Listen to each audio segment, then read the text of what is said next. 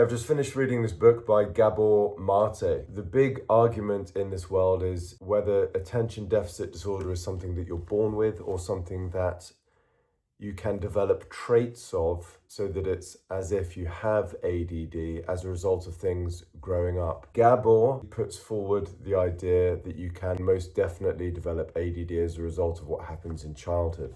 What does he suggest could cause it? When a child grows up, it looks for attachment and attunement with the mother. And that can come from even the way she looks at you or does not look at you, as the case may be, whether she's present with you or not. If she is stressed, the infant will pick up on that stress. And all of that can leave a child kind of in a frozen, dissociated state to some degree. They can still function in life maybe, but they have symptoms of what Pete Walker in his book on CPTSD refers to as freeze. Complex post-traumatic stress disorder is not very well understood, and that book, when I read that, blew the doors open for me. Like, it's massively informative. And complex post-traumatic stress disorder, very quickly, is the result of trauma happening over an extended period of time, whereas PTSD is normally localized to one event or over a shorter period of time. But if you grow up in, say, a narcissistic abusive family, that can give you CPTSD, and it's pretty horrific. And the four responses, the four Fs, are fight, flight, freeze, or fawn. Fight and flight you'll know about, to stand there and dig it out, to run away.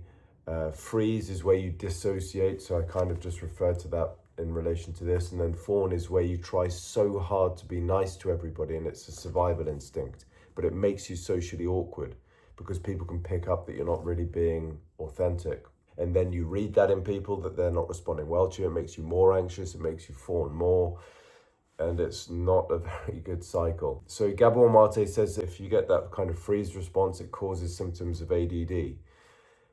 I agree with Gabor Mate. I think most definitely this can come when a child is shaken and not, well, could be physically, but more internally, and traumatized. How could you expect a child to then sit there in a classroom and focus and listen to a teacher for hours on end? They're going to be dysregulated. Their nervous system will be dysregulated.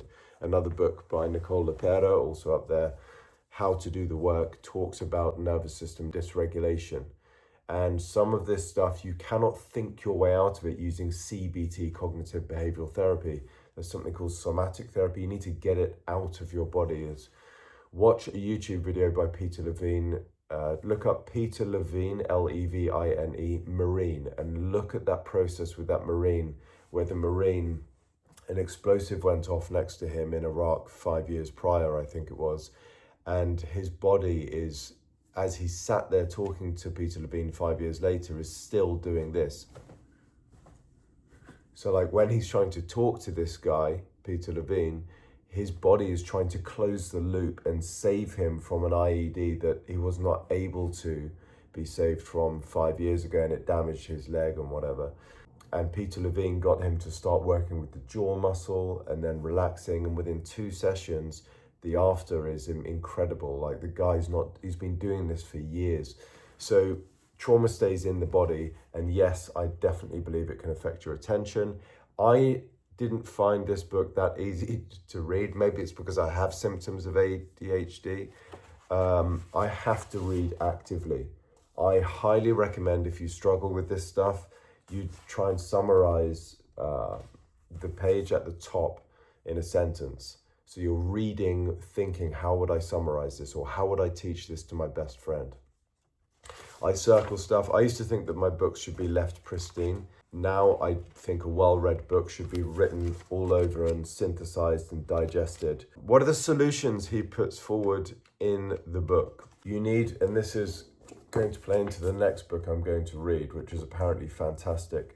You need compassionate curiosity. So you need to be able to investigate what's going on for you, but without judgment. A lot of people who come from turbulent upbringings, their parents were pretty raw with them. He writes here, a desire to accept the self and the courage to look for honesty.